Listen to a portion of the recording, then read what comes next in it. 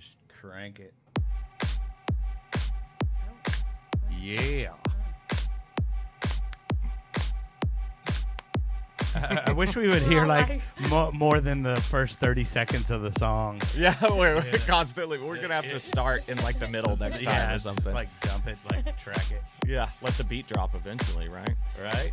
Hey man, it's all beat, dude. It's all beat. It's all meat and Kelly Reverb stuff. That's right, bud.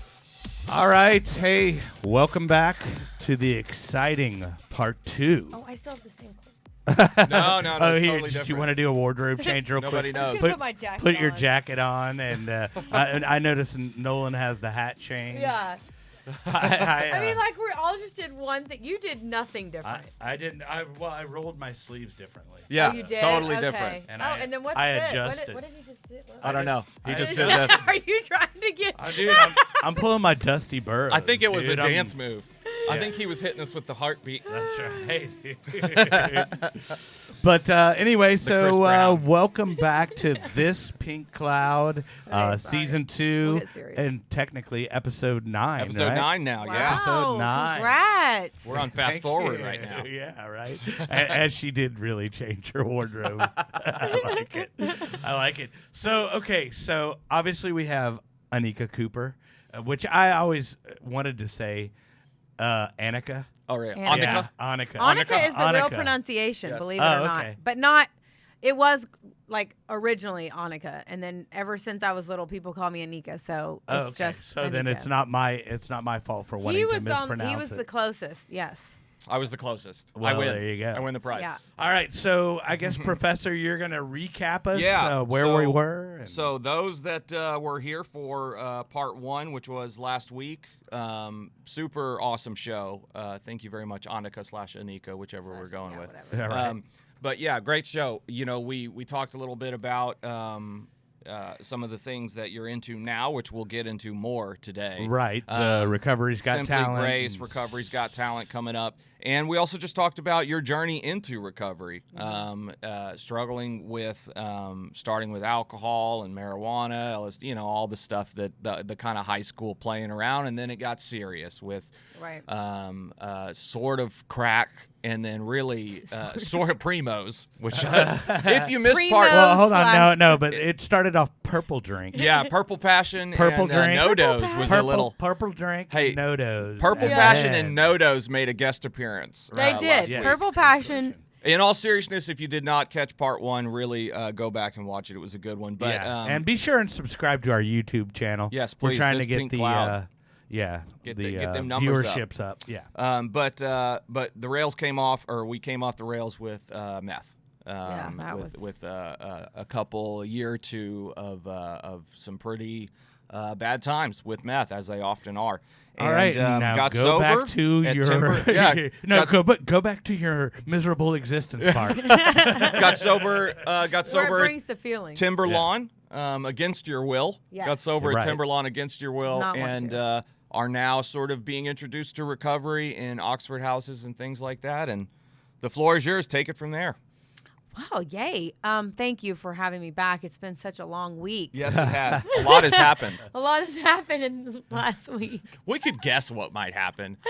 Trump said some stuff. People got mad. It rained. And that Biden. Biden Oh, my said some gosh, stuff. yeah. The Oh, other it's such a half of terrible- the country Yeah. got Everything's mad. terrible. Oh well, actually, you know what is happening in the future? What is happening? Everybody, the COVID mask mandate. Oh, is- yeah, that is- did get is lifted. Yeah, but really gone, it's a yeah. disaster. That did get Don't lifted. get me started on Half, that. Yeah, right. half the people got mad about it. The other they're half are happy. So Yeah. mad. So basically, like it's been for the last 4 years. Half the Yeah. country's mad and the other half's not. Yeah. There you go. And then they it hate switches. each other, and they're all bad for not thinking the same way the other half does think. It's all love, people. Great. Let's all get along. So thank God we have a program, right? That we get to talk about this stuff, that we Sure. get to like Yeah. not hold resentment, not hate people. Like, man, It what a helps. beautiful, I love being in the program. It really does help. So going back, kind of catching you guys or going forward from, just getting an Oxford house, not wanting to do it in the first place, but I connected, right? I connected with the people who I told them I had an abortion. They were like, oh my God, we did too, but they were trying to live a new way of life, right? Mm-hmm. And I connected with them. They were especially one woman who was our house manager, Stacy, who we remained friends for, we're still friends today. We don't talk as much as we did, but I connected with her. I connected with other people. They had a lot of dances back then. A lot of people got together. I mean, I was at 3 meetings a day back then. I was doing different jobs here and there. But and this was while living at the Oxford House? I lived in Oxford House for 18 months. Oh, wow. Okay. Yeah. The research shows, like tons of research shows, staying in some sort of recovery environment for a year increases the chance of staying sober long term from 10% to 80%. Right. So, which you are proof of that. Right. And that's why I felt like nobody's story is better. Like it was a perfect storm for me to open up sober living. Sure. Because of my story, right? Because it's proof that that if you do stay long term in some sort of recovery environment, that the chances of staying sober longer. And I think it's just to build that foundation, man. I think it's learning how to go to meetings every day, learning how to for me, it was 12-step, and I'll stay true to that until it changed my entire being. Sure, yeah. And we are all firm believers in the 12-step recovery, but we're also open pathway, or a multiple pathway. I love the way he said open pathway. Yeah, Dusty is all about the many pathways, multiple pathways, and yes. God bless him. But another thing, and not like it's a fun topic, but you were telling me when we were speaking earlier this week that you had gotten to a point where you were suicidal, right? Yes. So suicidal in recovery. Yeah. Absolutely. Okay, awesome. I'd love to touch on some of that stuff. So I stayed in sober living for 18 months, bad relationships. At one point was dating a guy who's living, he came into the meeting that we were all in. He hit the guy upside the head with a baseball bat because, I was love addiction, like codependent. Times. Yeah. But all I knew was the 12 steps, right? I did the 12 steps. I've done the 12 steps many times. I had the same sponsor for 22 years.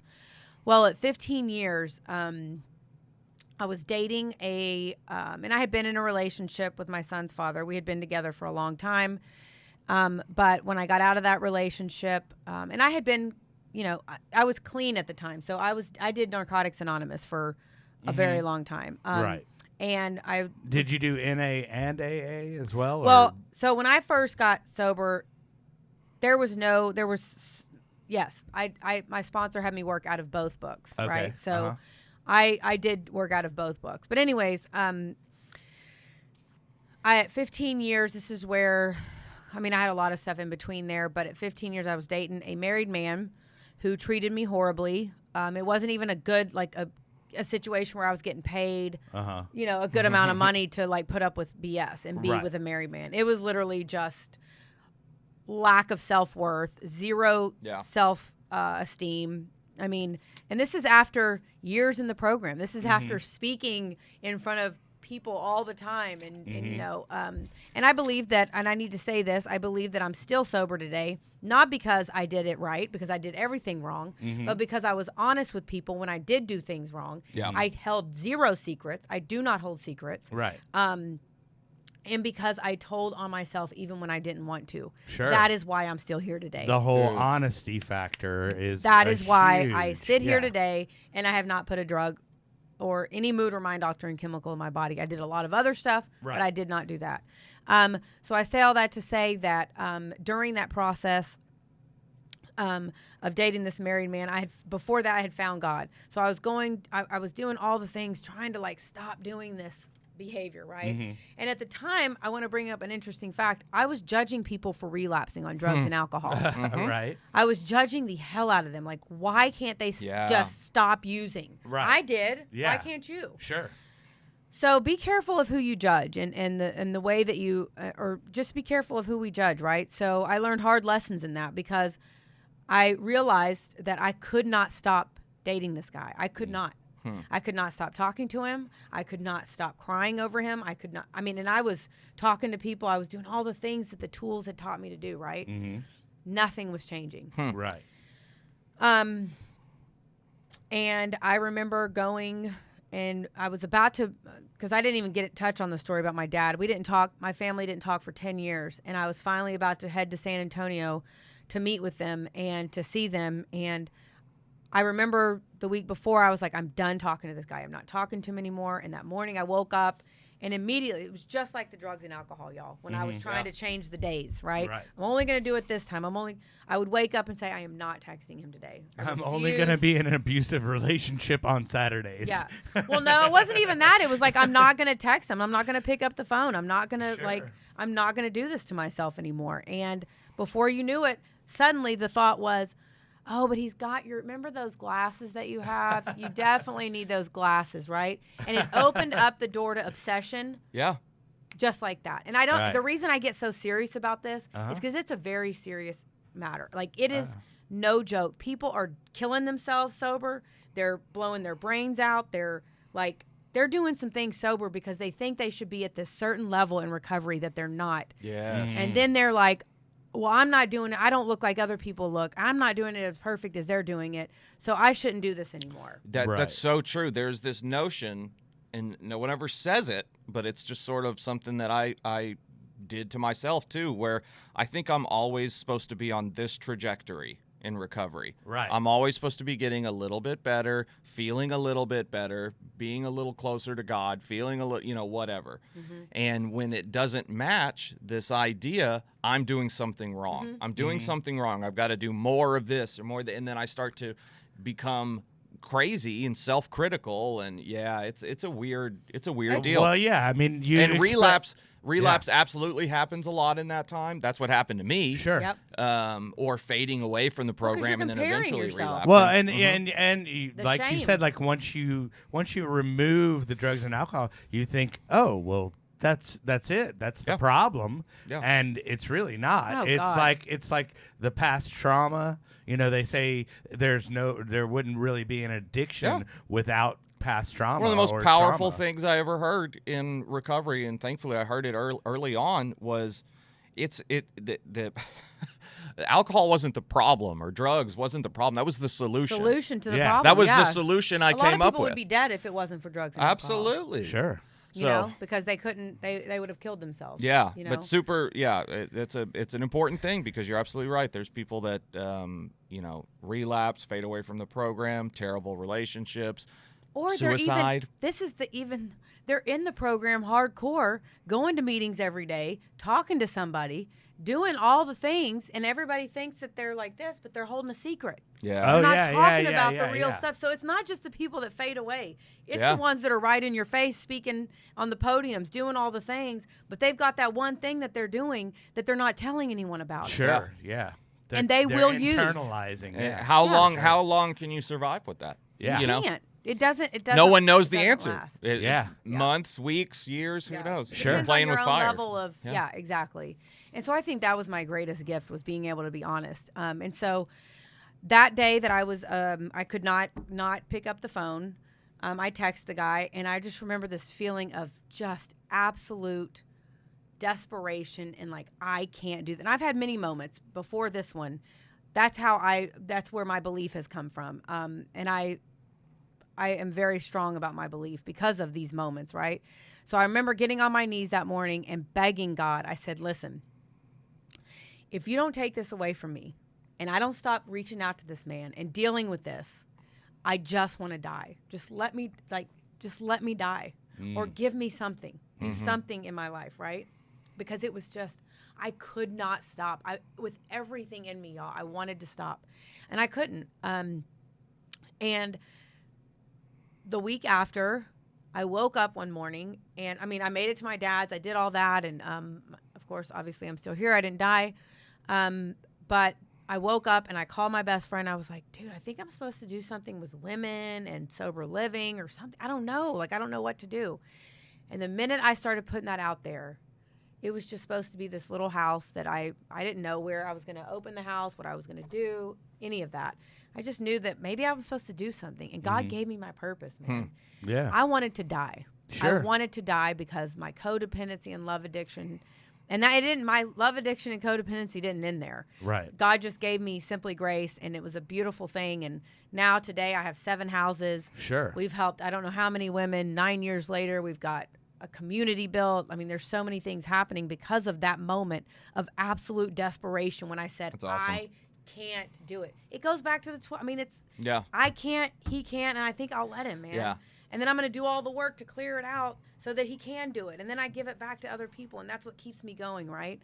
And whatever pathway somebody chooses. I'm not Yeah, gonna whatever. Get into I mean, that. but Sure. yeah, Yeah. it's one of the awesome things. I mean, you know, one of the awesome things about God in my life is that's his specialty, man. Is taking that broken moment, taking the broken and building out of Man. that something unbelievable. Yeah. You know, so it's like if you're in that moment where you're just totally broken, Don't give up. Yeah, you're right where you're supposed to be. Yes, man. You And know? it's the hardest, especially the longer you stay sober, the harder it is because you think that the shame and guilt around what people are going to think. Right. And what are people going to do? What are people Well, going and to that goes say? for you, like you were saying, like how you still were living for other people. You know? Absolutely. Yeah. I still. Yeah. Yeah. I mean, and I'll get to that place of like, so I opened Simply Grace. You know, a lot of things happened in between then. I had my daughter Zoe. I dated professional athletes. That was my stick. That was something, you know, I had 2 relationships with different ones. And, you know, looking back, at the time, I thought I was just cool. Like, you know, I just attracted professional athletes. When you go much deeper, it was way bigger than that. Right. It was, I needed you to validate who I was. Yeah. Right. If you weren't somebody, then I wasn't somebody. Yeah. And Sure. if you, like, I'm nobody. So even though I had all this stuff going for me, I still wasn't anybody. I had no worth. So Uh-huh. I had to do for you, and I had to be, or you had to be, in order for us to be something, right? Right. I got you. Yeah. So I went through that whole thing. I had my daughter. I love my daughter. In that time, it was really hard because my love addiction. So if you know anything about love addiction, when you're a love addict, you date love avoidance, right? Mm-hmm. So as soon as you date the love avoidant, or as soon as your love addiction kicks in, the love avoidant is like, I sense that coming on, and Right. so Break that down. I want to know what you're saying. love addiction for a love addict, I attach who I am to you and how you're acting, right? So Okay. if you're loving on me and you're giving me attention and you're texting me all day and loving on me all day, Mhm. I feel okay. I'm like, Okay. Cool. I just had a hit of dope, right? Okay. Right, right. All right. The minute you don't, and I don't get that text or I don't get that hit of dope, I'm like, wait, what's going on? And I Uh-huh. start reaching for you. Okay. And when you feel that, you start feeling suffocated. Okay. Like, oh God. And so you almost, as the love addict, you create that person moving away. Well, what I take it as is you're rejecting me, right? I didn't know any of this at the time. Right. All I knew Well, is I'm just learning like, it now. Yeah. I'm like hanging on for dear life to this person, and they're like, get away. Yeah. I'm Right. Like, how calm can you down. do this to me? Yeah. But it's Cling my on. breath. It's how I was a puppet on a string, and if you were happy, I was the smile Mhm. on the puppet went up. If you were Right. sad, I was like, Right. I was attached to you, Right. right? Fast forward a little bit, I started dating, and this is this is what changed my world. I started dating this.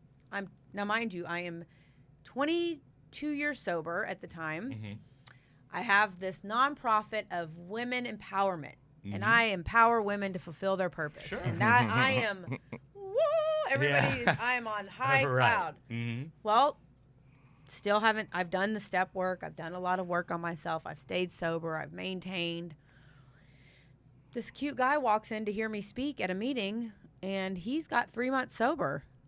He's 15 years younger than me.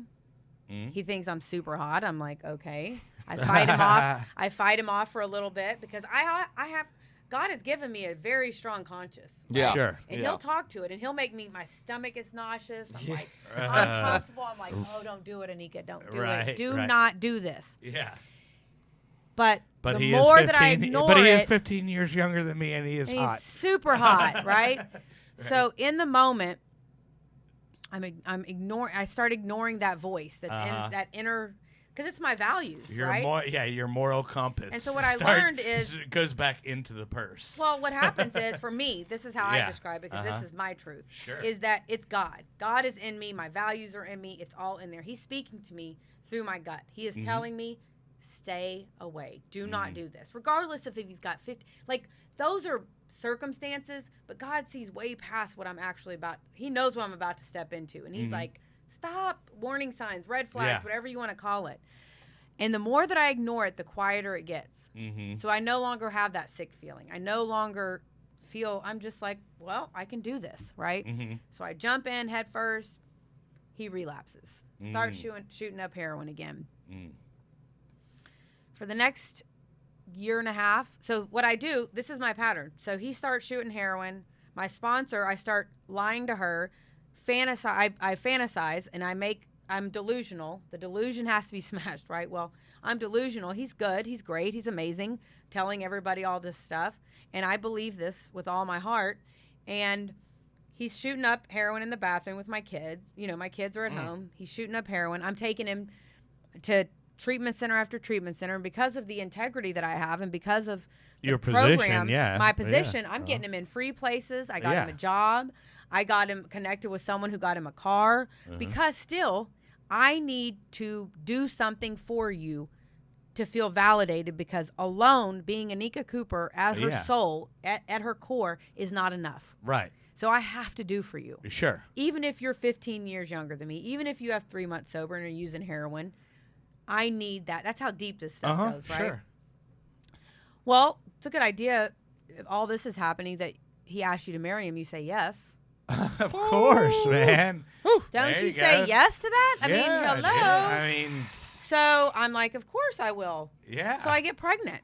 Because, of course, you get pregnant with the guy who asked you to marry him. That's what happens. I had a miscarriage. Okay. That was the first one. Devastating. I stayed with him. The second one. Now, he's cheating on me this whole time. Ooh. And bonus. I still don't leave, right? I switched And sponsors. you're well aware of that he's cheating. I'm very on you. aware. Yeah, okay. I switched sponsors because that sponsor is telling me truth, and I don't want to hear truth. Yeah, I don't want to hear you I don't anymore. need to hear your truth I need anymore. to get another sponsor. I need yeah. it. So I switched sponsors. Fresh I set of switched ears. programs, actually. I went to AA. But AA actually ended up changing my life, too, through the big book. But anyways, I had another miscarriage. I got pregnant again after that miscarriage. Went to the doctor to get, we were okay. The baby was okay. Now, remember, I had an abortion at Sure. 17. Way back when. Where Right, I had yeah. to look at, and I've had 3 abortions total, 2 miscarriages, and 2 children, okay? And I say that because if there's any women listening to this or any men or anybody that's gone through this, there is no shame in these things. It's about moving forward, right? Right. There is no shame in any of this stuff. Oh, yeah. It happens. It is what it is. Move on. And so this miscarriage, though, I thought the baby was, okay. I go in for the sonogram. The baby is not alive anymore. The reason I say that, and I'm very descriptive about it, is because when I had the abortion, you're watching this screen and you choose, you have to see the child, right? Well, whenever I went in to see this last miscarriage, I see, and it's the same situation, Right. the dark room, the dark screen, the screen is up, and they tell me the baby is not alive anymore. So this is the second one in less than 3 months. And does it bring back the whole? Well, yeah, that's what. yeah. Yeah, the trauma hits me like and he's out with someone else. They're posting on Facebook. They're together. It's a girl that I knew in the rooms. Right. Wow. I set the ball rolling. Sure. But I'm a victim, right? Sure. I set this ball rolling Right. a long time ago. Sure. But I didn't know it at the time because I hadn't done any work around trauma. I didn't have trauma. What? Right. I'm on top of the world. Yeah. So everybody knew, though, that I was dating him. That's what I need to be clear. No, this was not hidden at all. Everyone knew that he was relapsing. I never hid it from anyone, which is why I'm still here today to tell the story. Okay? After that miscarriage, I drove to the gas station to get my son a Dr. Pepper because my son loves Dr. Pepper. Hey, it runs in the family. Runs in the right? family. And I walked past. I was in so much pain.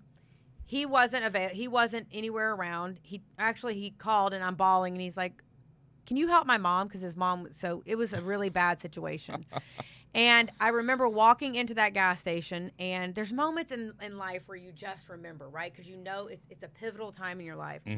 There was a wall of alcohol, and I said, and this was the moment for me. It's like, Do you go back? Yeah. Because it hurts so bad? Sure. Do you go back to that? Yeah.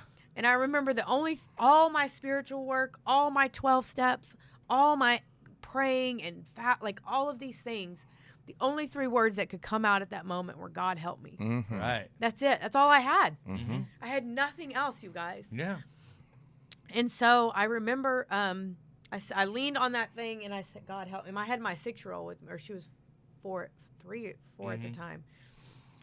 And next thing I know, people pretty much intervened and took me to the Bridge to Recovery in Bowling Green, Kentucky. Mm-hmm. It was completely a blessing. I stayed there for 4 weeks, worked on all my trauma, worked on everything. Mm-hmm. But you did not use at that time. I did not use. Just God, with that little prayer. Yeah. God Yeah. help me was all I had. So all these big words, all these fancy Yeah. everything, all this stuff. All this huge At that thought moment, process, and At that moment, that's all I had. yeah. Well, and it's Only 3 words that could come to me. yeah, it's like but all the work that you had done prior, Mm-hmm.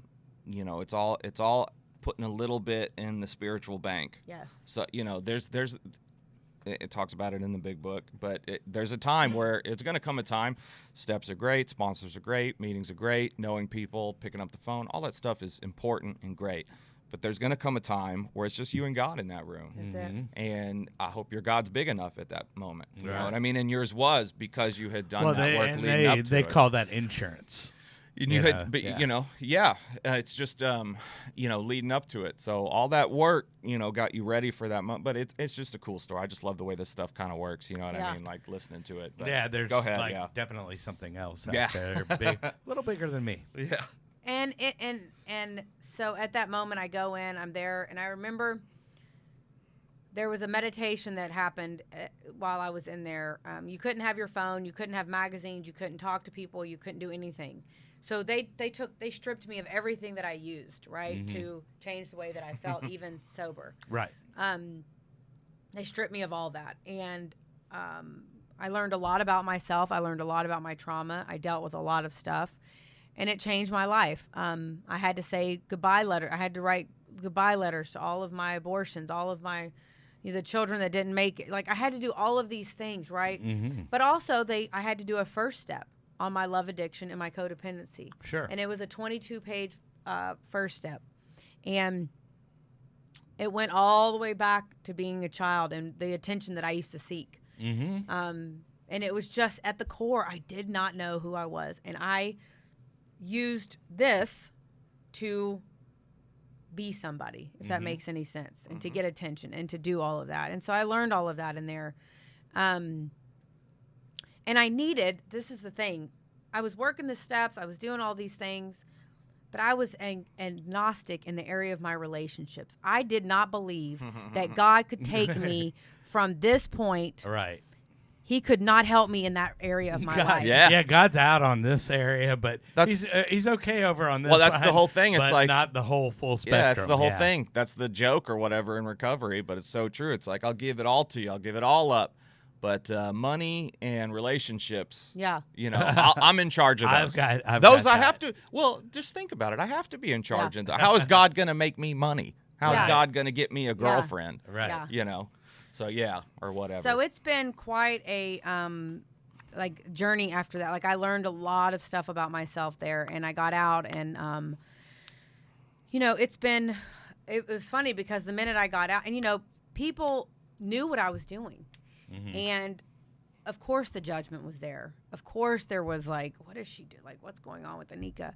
But what happens is when God is in the mix of something. I came out and we did our Grace the Runway, which is our other huge fundraiser that we do every year. And it's women in our program model, and it's a big event. Okay. So when I came out, I had to plan for this event, and people saw me stand there and had shamed myself or pretty much embarrassed myself in front of the whole industry. But I was able to go walk into that event with all of my peers that knew what had happened in my life and stand with my head held high, and everyone knew that I had gone to get help, knew that I went to go do what I need to do. So that whether it was one person or 1,000, it let other women know that maybe had sobriety or didn't have, whatever it was, that you too can like be like, you know what, Well, I'm here, doing some here things. you are, like Yeah. this figurehead, if you will, running this successful organization, but yet you still have problems. Yeah. Oh my God, how can that be? And you hold yourself to a higher standard as well. Yeah. Yeah, a lot of it's that's gotta self-critical, be- but yeah, yeah. yeah. Well, I mean, But- yeah, but I mean, it's hard not to do. So Well, especially when your whole thing is like being, being empowering sober women. and Little Miss Sunshine, and Yeah, and then you're- a ray of hope for them. Hey, by the way, this ray has a dark cloud in front of Yep. it. By But the I way. talk about that dark cloud Yeah. all the time. Yeah, no, because and I think don't that's want great. women Yeah. to see me. A lot of whether I want to be put in the position that I'm in or not, I'm in it. Yeah, Right? sure. Because of the things that I've done in my life, because of whatever. I am in this place where people look up to me. Mhm. It's still very baffling to me. It's very uncomfortable. Sure. But I'm there. And what I refuse to do is for people to look at me and think, I have to be at a certain place in order to achieve this, right? Yeah, Right. yeah. And it's an absolute lie because every morning, you guys, I wake up and I struggle. But I struggle because God knows, and I truly believe this with everything in me, that if He doesn't give me this weight of the world on my shoulders in the morning, I won't go to Him and give it to Him. Right. I will just get up and boop, boop, I got And this. be off in And then- Anika land. Yeah. And so I wake up running from the fire to God every Sure. morning. It Right. doesn't. It hasn't gone away. Right. And I don't ever want it to go away, to be Mm-hmm. honest with you, because it is a game changer for me because it's just a game changer. So I went through that, but the reason I was talking about the agnostic piece is because if I don't believe that God can help me in that area, and I think I can control and manage it on my own, because I thought I could. Yeah. I would only call Him at this. I would do all Yeah. this right. If I don't think that He can manage that, then I don't need to be away from it. I don't need abstinence from it. Okay, And yeah. I needed that abstinence. I needed to be pulled away from that for a certain amount of time in order to get healthy, right? To get clarity, to get whatever I needed. No different than drinking. If I think I can control my Exactly. drinking, then I'm going to keep drinking. Yes. I'm going to yes. keep trying to administer control over it. Oh God, So, I yeah. tried for so. Oh my God, I tried for so long, and so I got out, and because I had that time away from the situation, things were different when I got out. I went and did this event. Was I magically cured? No, but I did the aftercare, and I still do the aftercare that they told me to do. I believe in doing whatever I need to do in order to get better, right? So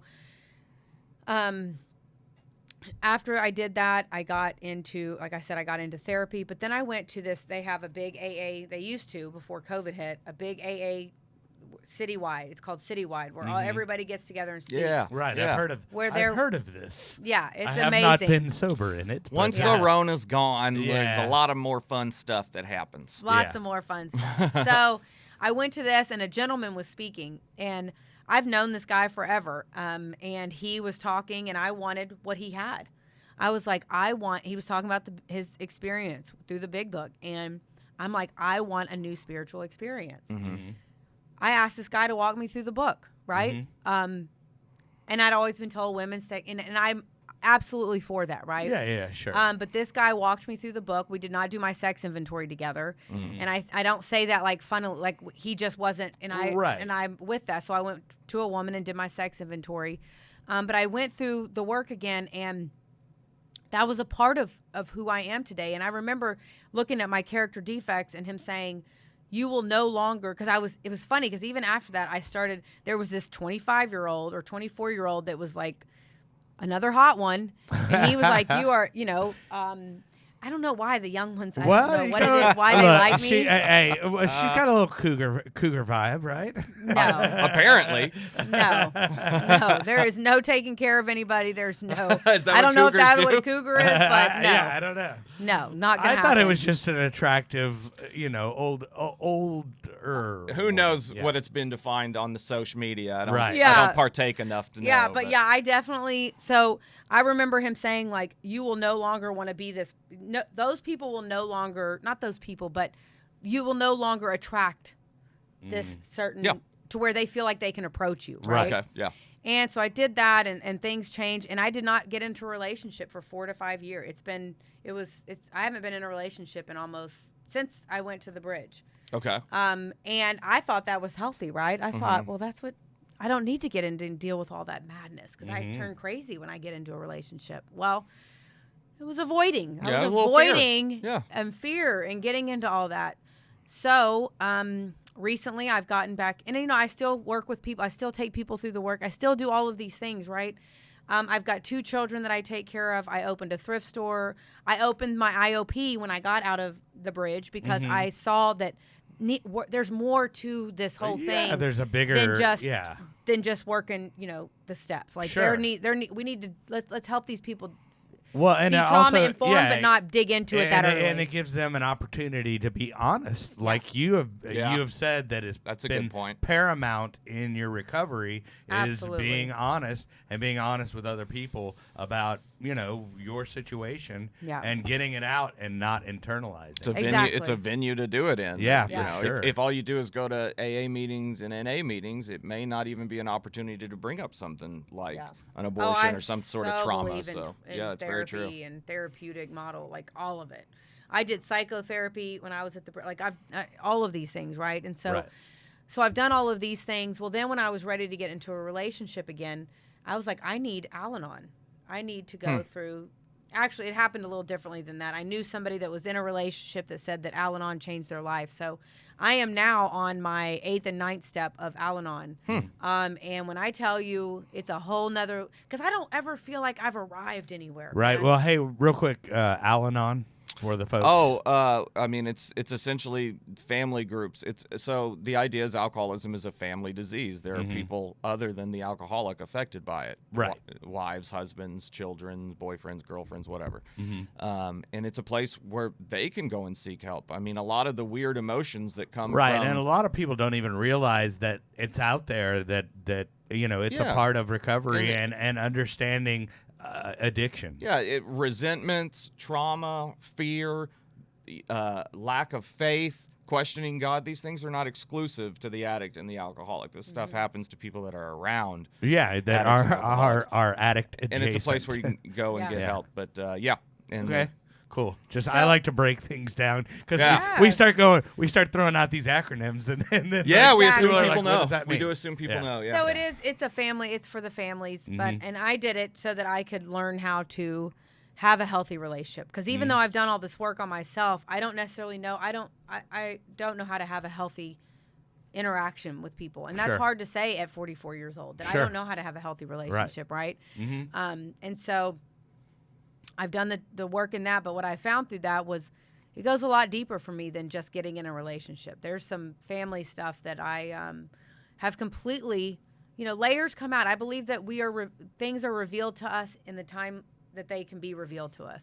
We can't handle it. We can't cope with things at other times, right? So if all of these things would have been revealed to me in the beginning or at certain times in my life, I might not have been able to handle it. Sure. So that's where my faith and my trust in God has to come in, that like he's going to reveal things to me when it's the perfect time, right? And it is the perfect time right now. And now these things are coming out, and I'm seeing these things about my family dynamics and boundaries, and like I never had boundaries and all this stuff. Like it just wasn't something that I was interested in finding out about, and I'm learning about boundaries now, and I'm learning about all these things. And so the thing that my passion in life is so that people know that they are not alone, that there's no shame in telling the truth about what they're going through, no matter what. There's so much stigma around it. Even people in the rooms are judgmental, are hateful, are all of these things, which is what same thing as religion, right? And I can get into all this, and I'm not going to, but that runs people away from. I'm definitely a believer. We might have to go to part 3 for that. Well, it's a room full of people. And people, thank you. That's my point. Is like people have you're dealing different with characteristics, and not all of them are positive. Yes. So, nobody thinks like me, which is wrong. Well, it's a whole.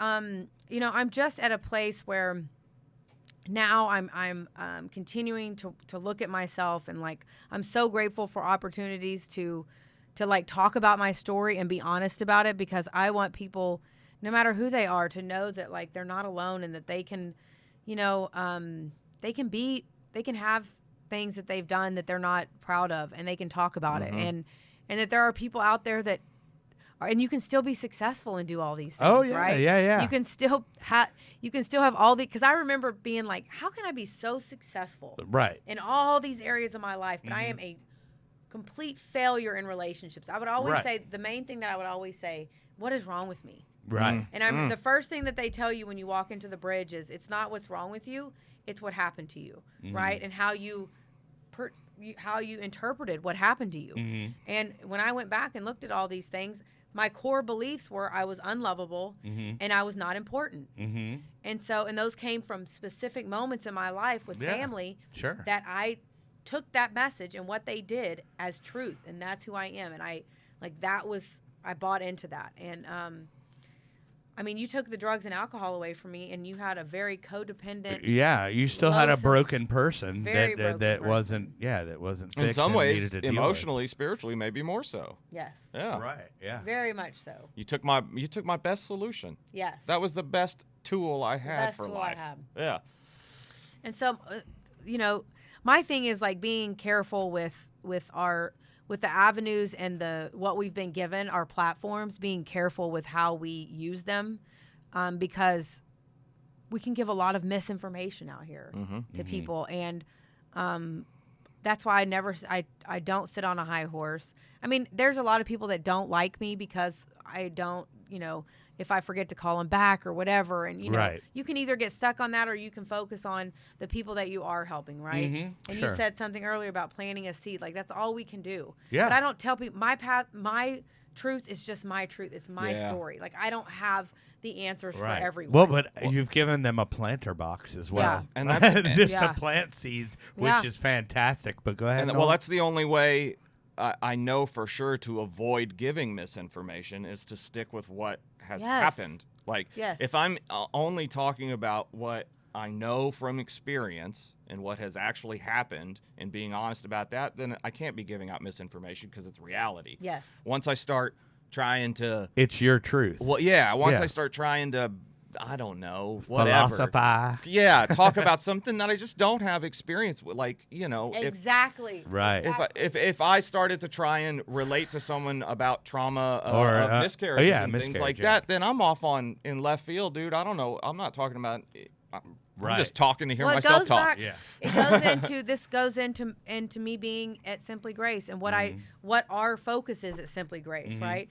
Our focus is 12 steps. You want to throw up the Simply Grace logo with the contact info as well. I want to put that up there. Hey, real quick, I just got to drop in Summer Sky. Yeah. Great place to go. Yeah. Well, so our While we're sponsor, thank you so much for sponsoring Summer Sky.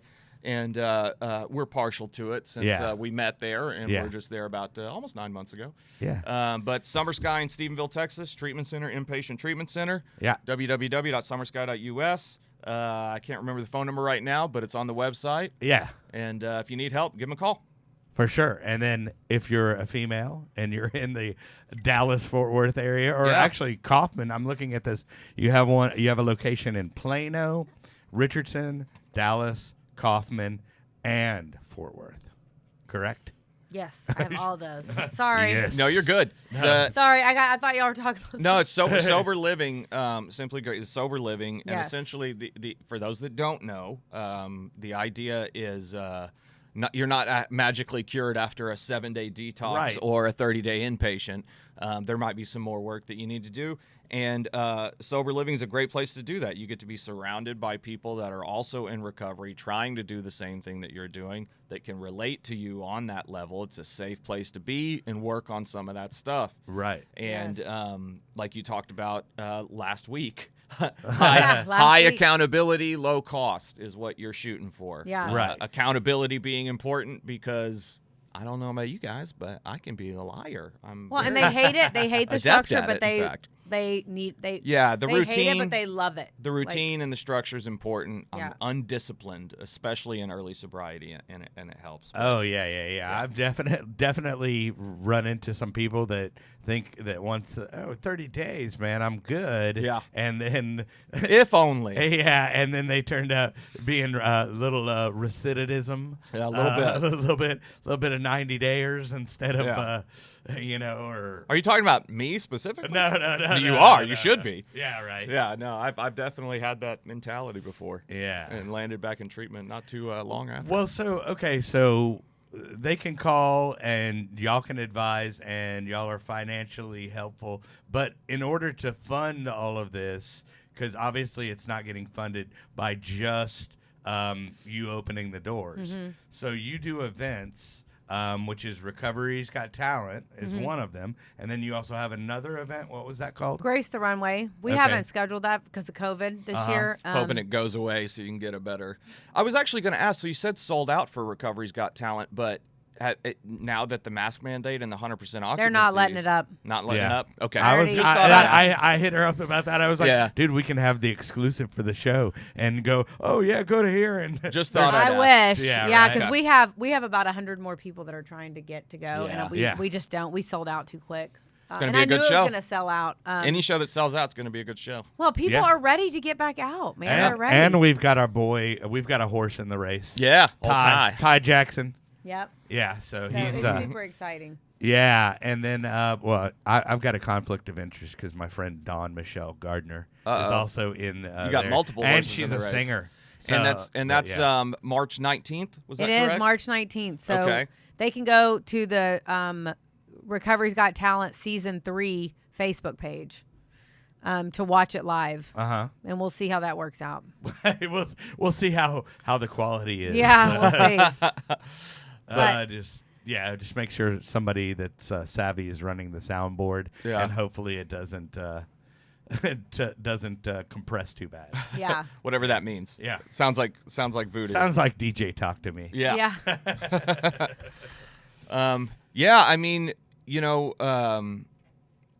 I guess, thanks welcome. for coming and sharing your story with not just us, but with everybody who's listening. I mean, I just love recovery. I like being able to enjoy something like this, share it. It's better than anything that's on Netflix, I'll tell you that right now. Seriously. And, that connection that happens when you're telling your story and I'm like, oh, yeah, that reminds me of, I'm hearing my story. Mm-hmm. And anybody that was listening that heard a little bit of their own story in there, that connection that happens, that's what it's all about. I totally, got down with the purple drink and the mini thins. Yeah, the no-dos, that was funny. That was funny. Hey, but so real quick, anybody, because I'm looking at your esteemed board here, anybody you want to shout out to that helps you out on a daily basis? Besides God? Yeah. Yeah. So my whole board, I mean, I'm not going to, I probably won't say their names just because it's kind of, it's on there, but Yeah. my staff is what keeps Simply Grace going. Mhm. Yeah, sure. Because the most important, obviously we have to have money to keep it going, but the importance of who works with the women is my number one thing, and who is with them day to day. And Right. if they show that they care, and it's really, like I was thinking about it this morning, and like we pray for these women. When they come in, we pray with them. We surround each and every woman, and there's almost 60 women. And Wow. we know what's going on in each one of their lives, and we know we're on top of all of it. And we have we have meetings to talk about. And because they're coming in, and we know that they're going to go this direction, because that's the direction they've always. It's just like a natural progression. They do well, and then they're like, oh, And so our job is to put them back online, Sure. so that they can keep going straight, right? Whatever that Right. looks like. And what I wanted to say before I get off, the whole point I had about when you were talking about. Not getting into somebody else's lane and not. Yeah. So my whole thing was with Simply Grace. I've been asked to do MAT. I've been asked to do men's houses. I've been asked to do eating disorder houses. I've been asked to do all these different pathway houses, or whatever you want to call it. That is not my story. Yeah. I Right. can't help people in that Sure. area. Yeah. Right. So if that, there's a need for all of it. Right. But if I start getting into that, I'm going to harm someone because I don't know what it looks like. I might be judgmental around it. I might. Right. So if I get into that, I might harm someone. So I stay in my lane. I Sure. know what works for me and what God has called me to do. And that's where I stick with. Right. When I see it's harming people, right? So just Yeah. stick with what I know, and that's what I stick with. And so I needed to say that when you were, and then we got off track. But No, it's that's dead very on. important for me. Yeah, is that and I then stick with what I know. maybe Dusty and I will open up Yeah. a bro Yeah, bro it's thing. dead on. It's not. It's A not bro a. house. With me, it's not a prejudice or anything Yeah, no. about whatever No, else it's is just out there. I know what works for me. What I- works for yeah. me. Whatever saves your Yes. ass Yes. and gets you out it. of that shithole that Yeah. is addiction. I remember exactly what it's like to be Yeah. in that prison. So Yeah. whatever gets you out of that prison, man, Do it. run with it. I just know what got me out. Yeah. And I also know about certain things I tried that didn't. So I mean that's all I got to share. So yeah. it's just and it's for that reason. It's just because if I'm talking about something else, I'm just Yeah, guessing. I don't know. I'm I don't guessing. know. I'm guessing. Yeah, I no, hope no, it's no. good, Well, but I mean that's the whole thing. and I like, know it's worked for some people. I've seen it work. Absolutely, and I love it. That's all I know. That's why I have the professor over here because Yeah. he has a little more life experience with with the- different with ideas out there. Well, no, but Yeah. I was going to say with various substances. Oh yeah, that 'Cause too. I I'm guess. more oh yes. That too, indeed. But I dabbled here and there. yeah, so I think that's a good place to stop it. Are we at about an hour here? Yeah, I think guess we're so. close. Close Close enough. What? 50 minutes? Oh. Well, do you want to do a puppet show or anything? No. or Well, I'll no? tell you what. I'll tell you that story you wanted Oh to yeah, hear. yeah. I Why wanted not? to hear the wrap up of the story you started last week. Of Yeah, homeless. sure. That was prompted by cars dying from. First and foremost, shout out thoughts and prayers to all the cars that have passed away from alcoholism and addiction Yeah. out there. It's a serious deal, and they Right. they sometimes get the short end of the stick. But no, I had this. I touched on it briefly last week, but I had this car. Well, so I moved down to Austin. I didn't have anything, I was riding a bike. I got a job and was riding a bike to this job and saved up enough money to What buy was the job? It was a Smoothie King. There you go, I was dude. working at Riding your Smoothie bike. King off Okay, of good job. I like off it. Guadalupe in you Austin, go. and then another one off Breaker. But Mhm. anyways, I saved up enough money to get a crappy little car, and I bought this car the day before I was going to buy this car off a friend of mine. Some random person tried to steal the stereo out of it in the parking lot of the apartment complex. And she saw them while they were trying to do it and was like, hey, get out of my car. So they ran off before they were able to take it with them. So it had a stereo that was just hanging by wires, and some of them had been cut, and that shorted out the battery. And then it also had a window that was busted out because that's how he got into the car. And because I don't care about anything except heroin and cocaine at this moment, And I don't. Smoothie King. I don't spend. The Smoothie King is a means to heroin and cocaine. Yeah, I right. don't care about it either. But so I don't fix the the stereo. I don't fix the window. Of course. And I still buy the car because I'm tired of riding a bike to work. So I had to get a jump every time I would start the car. I would leave it running sometimes for an entire shift just because I knew I didn't want to have to get a jump afterwards. But anyways, I didn't fix the window, and it got rained into this car and smelled like mildew and was terrible. I mean, it was just a nightmare of a car. If I had gotten pulled over at any point in that car, before he'd even gotten license and registration out of his mouth, he would have just been like, yeah, this is not, I'm taking you in. Oh, yeah, I never had a license. I was driving on a suspended license all the time. Good job. So every time I did get pulled over, I did go to jail. But Can you just leave my car running though? But yeah, I lived out of that poor car at one point. I burned some bridges, which is something I do when I'm in my addiction. And I was living out of this car. I had the last bridge I had was this girl, and I stole some of her credit cards and whatnot. And she kicked me out. And rather than continue to live in that Mazda Protege, I don't remember what, I think it was a 92 Mazda Protege or something awesome. I just left it in this, I don't know, I just had one of those moments where I was like, I can't do this anymore. Walk off into the sunset. Yeah, I left it in the parking lot of this apartment complex with all my clothes in it and everything that I had except my wallet and I guess what I had on my back. And I started walking from if anyone's familiar with Austin, Yeah. Runberg and 35. Uh-huh. And walked from there all the way down to William Cannon.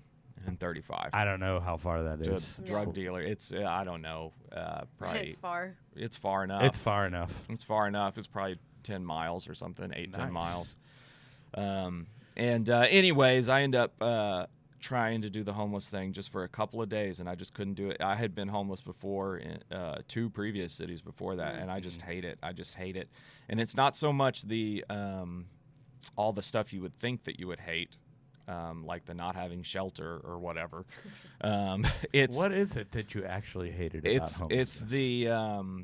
it's the ego defeat, the pride swallowing, the fact that you just are, that thought that it's like, oh, we're here again.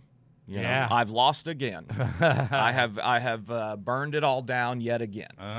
And anyways, so to avoid homelessness, I ended up turning myself into jail because I had many. The bounty bail bondsmen were the people were looking for you. I like to say bounty hunters were looking for me because right. it sounds cooler. Yeah, dude, they were after me. It's just bail bondsmen were right. calling people trying to track me They down. were calling my mom. But it's technically true. It's one of those exaggerations. Right. Yeah. Technically true to say bounty hunters. Well, but dude, we will have to carry on your therapy. No, I mean, that's pretty much on the it. next episode. that's pretty much it. I just turned myself into jail to not be avoid- homeless. to avoid homelessness. Okay. And that's a pretty common thing, I mean, you talked about it last week, how we're introducing people to recovery because they just don't know, dude. There are places you can get sober in jail. there are places Yeah. in this city where the disease of addiction is winning. Yeah. Winning, and there's no even concept of recovery in these places. Yep. It's just a matter of this is just the way it is, and getting the idea of recovery into people's brains and letting that continue to take root Germinate. wherever it can go is just so important, because this thing is everywhere, man. This thing is everywhere. For sure. We're all talking about the coronavirus pandemic. Right. Alcoholism and addiction's been tearing Oh, apart yeah. families and lives for a long time. Yeah, since its invention. Yeah, pretty much. Possibly. So, yeah. Well, so anyway, I want to take the time. Thanks for, I know we went over a little over schedule, but thank you for sticking it out with us. Yeah, thanks. And anything we can plug for you, let us know in the Okay. future, and Yeah. I'd be happy to, throw it up on the board here and Thank get the you. word out and help you get the word out for that. And then Nolan will carry on your session. Yeah, next next I've week. got some dreams and poems I wrote I want to tell you. and songs. And Isn't that the you best? bring your little. I wrote That's a poem. Let me amazing. read it real quick. Yes. But once again, if you are a woman and you are in need, reach out to Simply Grace if you're in the DFW area. Yep. And that is simplygrace.org. Simplygracehouse.org. Yes, Right? Yes. correct. Simply Grace Thank you. House. And so they'll definitely help you out and guide you and get you on the path to where you need to be. Yeah. I mean, Yes. honestly, hopefully. Hopefully. But anyway, if you want to go ahead and play us out, Maestro. There. Thanks for Yeah, Thanks for sticking tuning in. out. Yeah, and remember, guys, there is no magic pill for sobriety because if there was, we would all take too many. All right, Amen. let's hop back in the time machine. Get back to last week. Yeah. Here, I just did it. I love it. Sweet.